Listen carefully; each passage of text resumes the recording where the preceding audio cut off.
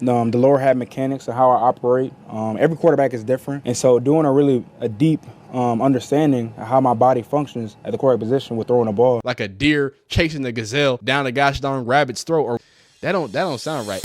Was my Heisman favorite in 2024. Now, that doesn't really sound good, obviously, after he lost to Oklahoma, but what's more important is that he's an explosive talent and someone who, as a Texas fan, even though we beat him, even though we handled business the last time we played it, you feel me? I hate Bryce Young, by the way. Even though we did beat the Jalen Milroe-led Crimson Tide, I came away knowing that he had some electricity in his right arm and electricity in both of those legs because, my God, the kid can run, he can zoom around corners, but it's also with a bit of power, right? There's some people who can run, and people like to compare him to Lamar Jackson. I think that's just wrong. I think it's wrong for Lamar Jackson, and I think it's wrong for the way Jalen Milroe runs. Jalen Milroe, while he has elite speed, and Nick Saban has been quoted multiple times saying that he's the fastest man on an Alabama Crimson Tide team. That's something crazy. That's crazy. DBs and everything.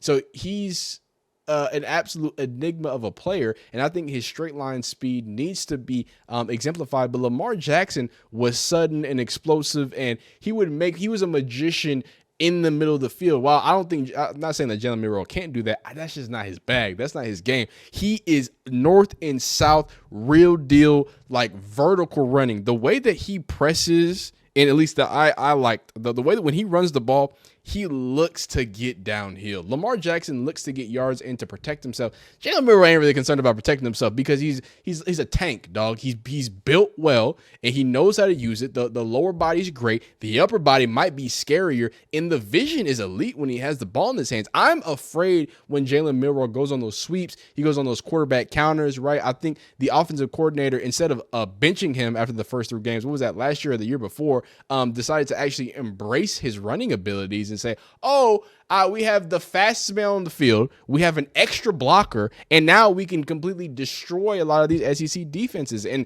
that's what you saw for a lot of the games, right? But you also saw a bit of one-dimensionalness, lack of dimensionals. He only had one of them. He was playing checkers, not chess. You know what I'm saying? As phenomenal as he is, and he runs like a gazelle, like a deer chasing the gazelle down a gosh darn rabbit's throat or whatever.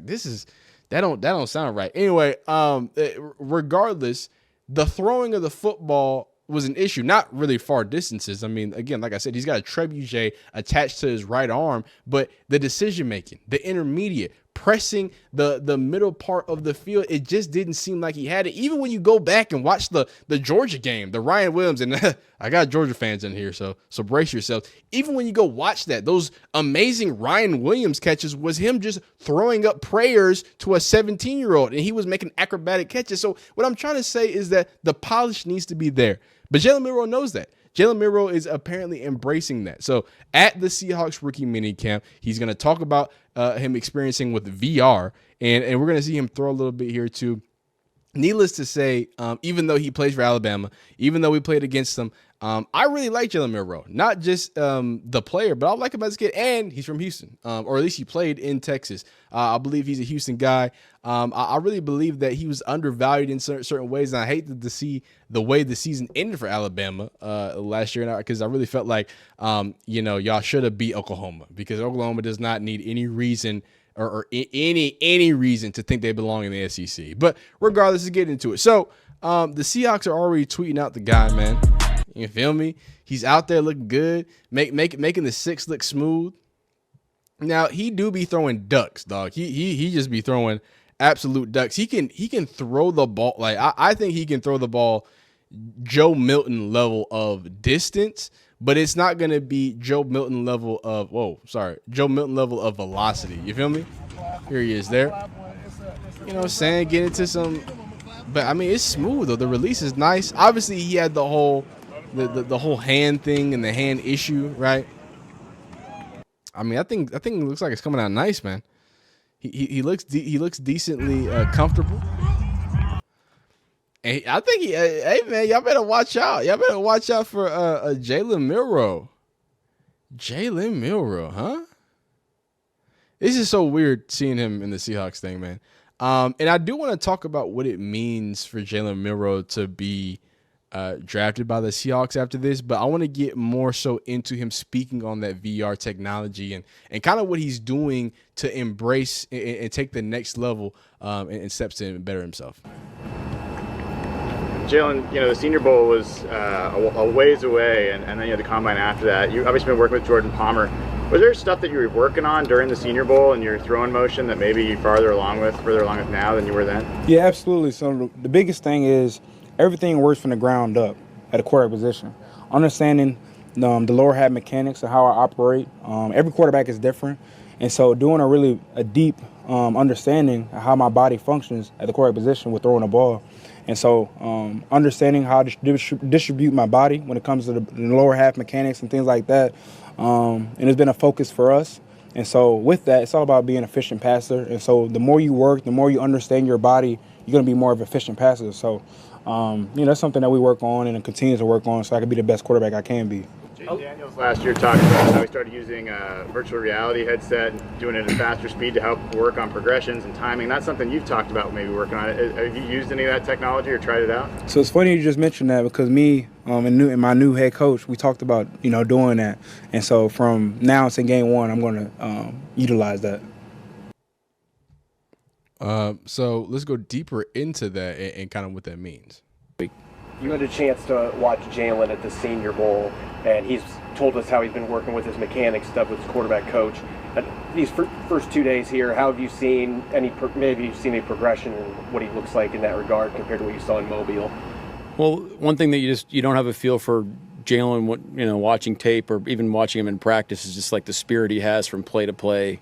He's got great energy, great competitive energy about trying to get it right, great command of the huddle. Really takes pride in the operation, and then all these fundamental things that we're going to be building on from the ground up.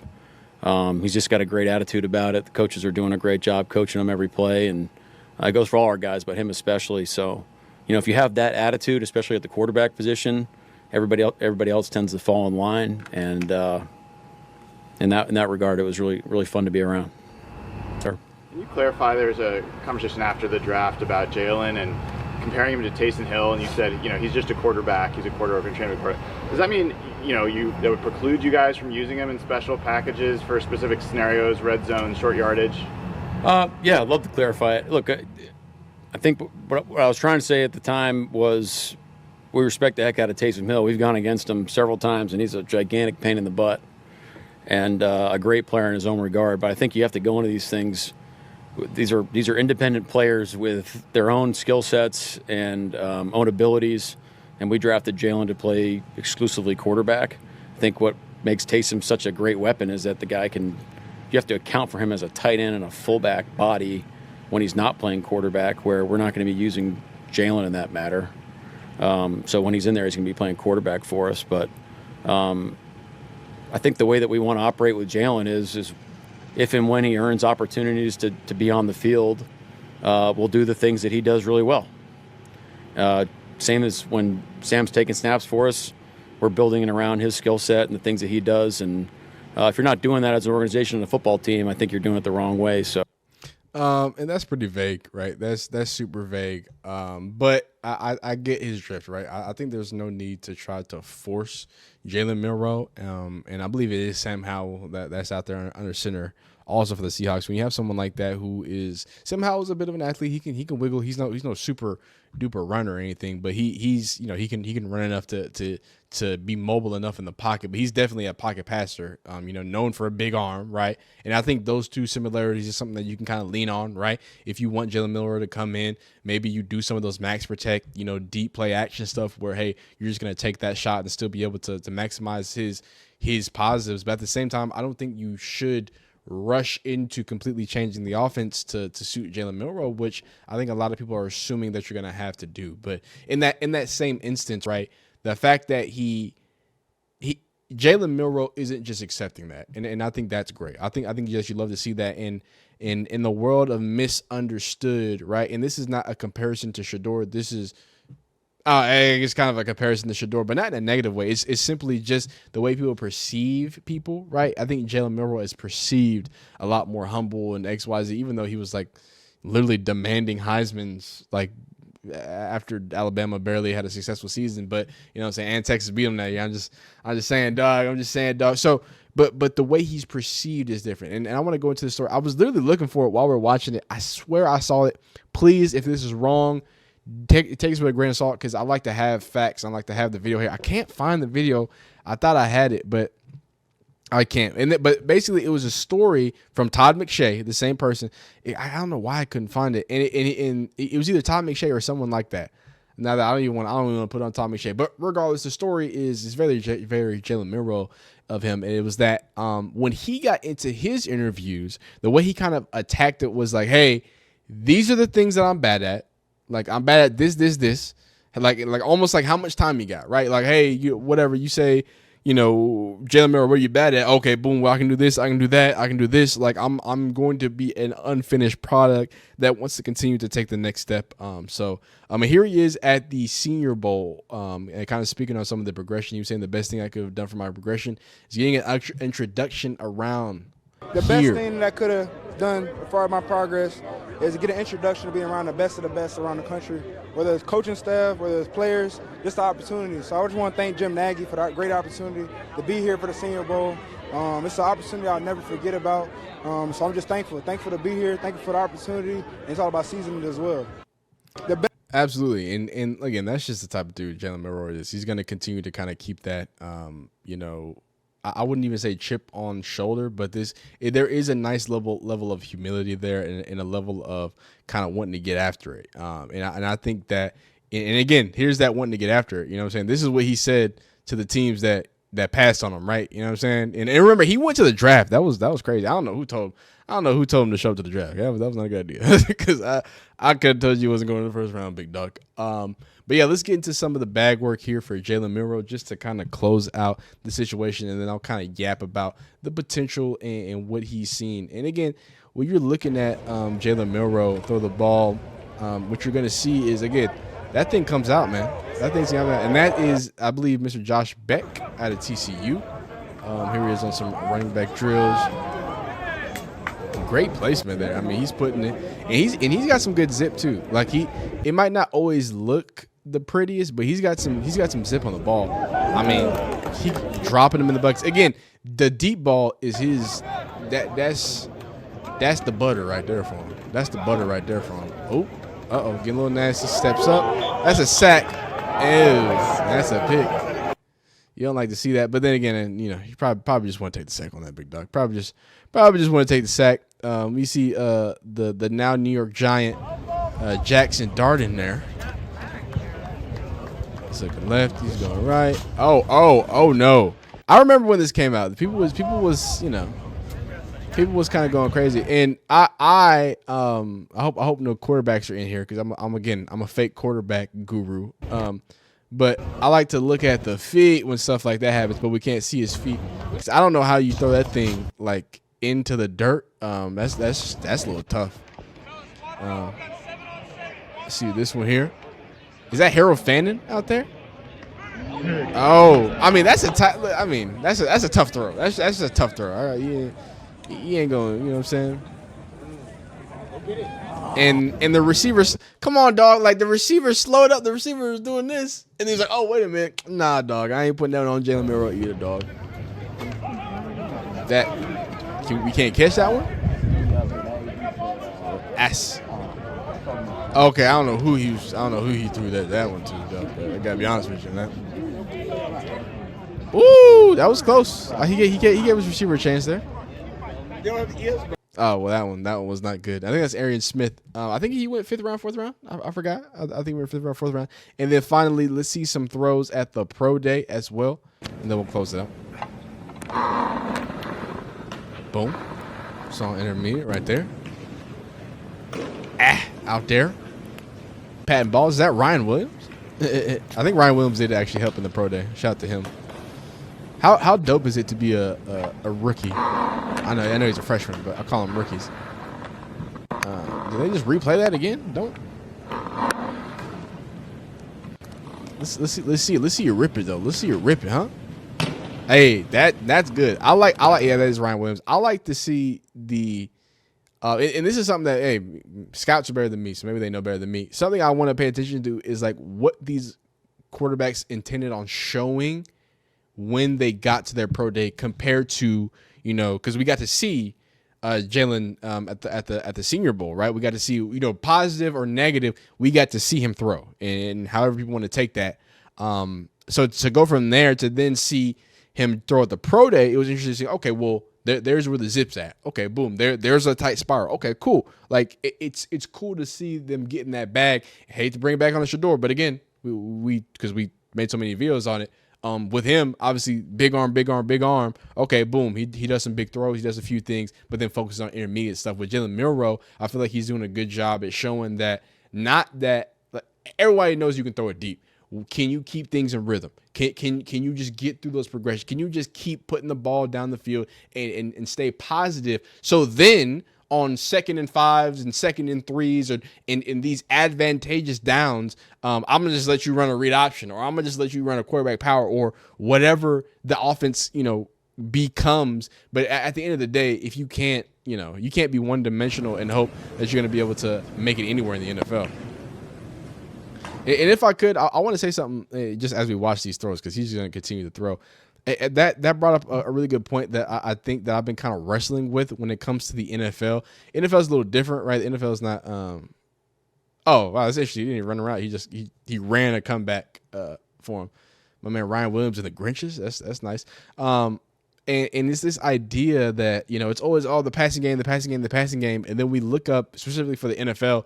We look up in the playoffs and the Super Bowl, nice catch there by Ryan Williams, and it's a bunch of teams that are able to control the game with the run game, right? So I think that notion it needs to be had with context. I think the actual notion that needs to be said, especially on this modern day, where I don't think the run game has been any more important now that people want to do everything through the pass game, and these offensive coordinators, young and old, are trying to make their killing off of putting as many athletes in space as possible. If you can run the ball and control the clock, it's even more important. But I will say the NFL, this is NFL specific. This is not a football thing.